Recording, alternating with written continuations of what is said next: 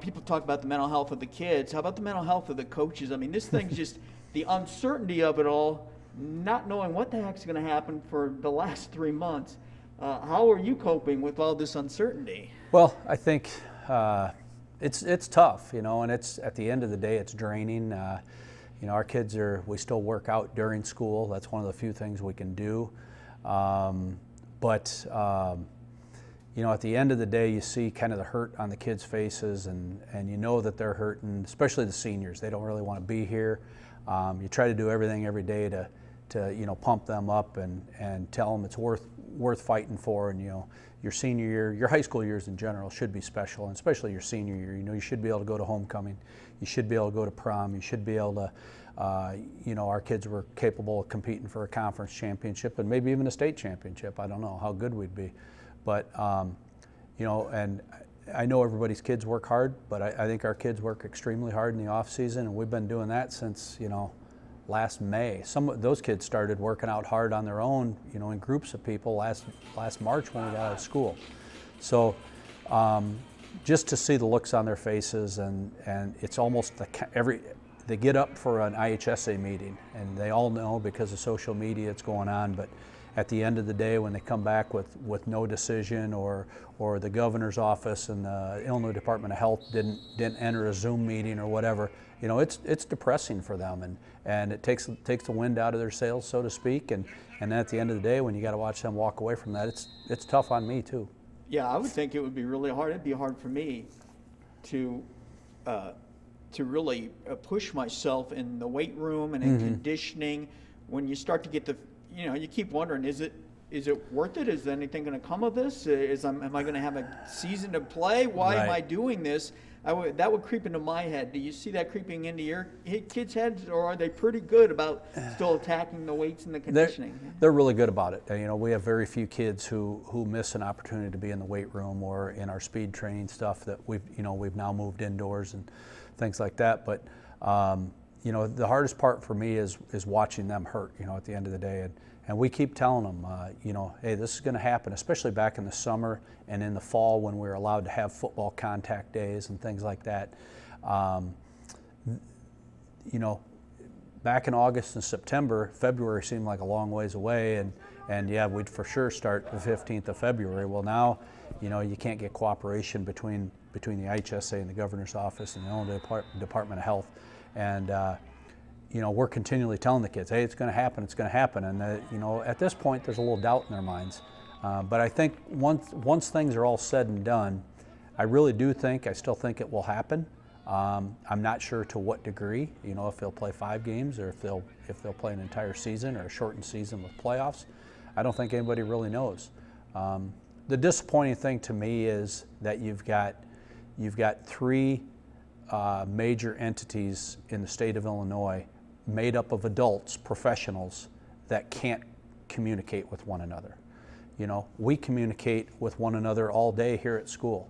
We insist on 15, 16, 17-year-old kids to communicate, whether it's by email, by text message.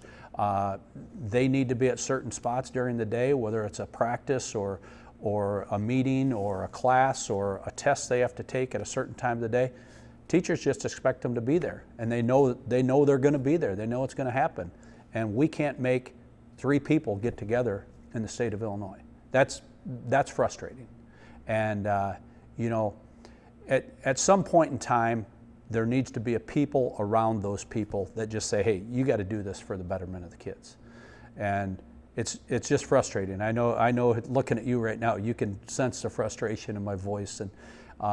But again, it's all about the kids and the experiences that they have and experiences that they're not having, more importantly now. Especially when you look around, we're not even talking about looking around the Midwest. We're talking about looking all around the entire country, to the maps of who played fall sports and who's playing winter sports.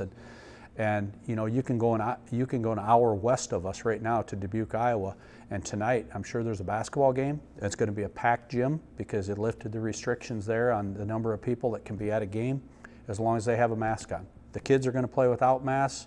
The crowd's going to be in masks, and it's going to be a full crowd. And we have yet to put a ball on the field or a ball on the floor. So and again, it's not just Wisconsin and Indiana and Iowa and Missouri doing it. It's everybody around us. 41 states, 43 states, I think, to be exact. Something like that.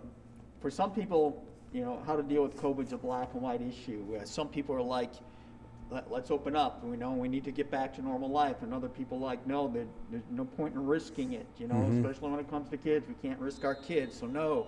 And then a lot of people fall in the gray area in the middle somewhere where they're just not sure. So is it pretty black and white for you, or? No, I don't think it's necessarily black and white. You and I are sitting here talking, and you happen to be 6 feet away from me. I don't have my mask on. It's easier for people to understand what I'm saying and see what I'm saying, or hear what I'm saying. But if you were closer to me and I had to wear a mask, I'm fine with that. If I go to the grocery store after school here, I'm fine with wearing a mask. And I don't look at it from, I'm 54 years old, but I don't look at it necessarily for my protection. I feel bad for somebody elderly that's in the store that I might affect. But the facts are, and I think that's where our state is not getting it. We're not going off medical facts. We're not going off the studies that Michigan High School Association has put out their study on football, and I think Indiana, Iowa, Missouri, Minnesota has put one out. Wisconsin put out a study before in the fall before football was even going, and basically what all those studies in the surrounding states now are saying is, kids are not passing or contracting the virus via a football game or a football practice. It's coming from things outside that. It's coming from family gatherings. It's coming from weddings. It's coming from big gatherings. So again, that's really the frustrating part. I feel bad because I don't know if I answered your question there, but, no, you're good. But we can do better, and it's proven that we can do better. It's the facts are there, and why we're not addressing the facts and responding to all that stuff, I don't know. But there's only one group of people that's hurting, and I guess your question went back to that. Yeah, my father-in-law he's in his 70s. He says it all the time. I'm in my 70s, and if I don't think I can go somewhere safely, I'm not going to go. And if I have underlying conditions, if I had a heart ailment, I probably wouldn't go out in public places. I'd be hesitant about going to the grocery store on a Saturday morning when it's packed. I might go on a Thursday night instead. The kids are together all the time. I think our school is one of the very few schools that's not playing club sports out of state. Just because we've told the kids that, the safest thing we can do, the best thing we can do for ourselves and our state is to not do that. Well, I think I'm probably second guessing that now because everybody else is going to Iowa, they're going to Wisconsin, they're going to Indiana, and they're playing club sports. They're playing club sports against literally hundreds and thousands of kids from other states, and then they're coming back to school, and we're not passing anything along. So the kids we're talking about are, unless they have an underlying condition or they're one of, the less than 1% of the people in the whole state that are passing things along, they're not going to pass it along, and they're not going to contract it. It's not taking place during schools. It's not taking place during sports. That's frustrating. Well, even if things open up, we're already in a time crunch here. The IHSA is, because we're halfway through January already. Ultimately, if things do open up again, what kind of high school football season do you think realistically we could pull off in Illinois? Well, I think, if we got things going here soon, I think you could pull off about whatever you want. There's been some models put out there, especially earlier in the fall or early in the winter, some models about what you could do. You could go a 5-game season and then start your playoffs and maybe only spend 10 or 11 weeks in a whole football season and eventually get a state championship. I don't know that the state championship is the most important thing to kids. I think now at this point it is, hey, let's play some football. And I think our seniors, our kids in general would be okay with that. Play some basketball. In the spring or in the summer, you have an opportunity. You could get a full track season in. You could get a full baseball, softball season in. I think that'd be good for our kids. Especially at the small schools. I know I can't speak for the big schools because I've never been into that situation, but we have a lot of 3-sport athletes. So if you could get a little bit of everything in there, I think they'd be happy with that at this point in time. And they've just worked too hard to not get a chance to do that.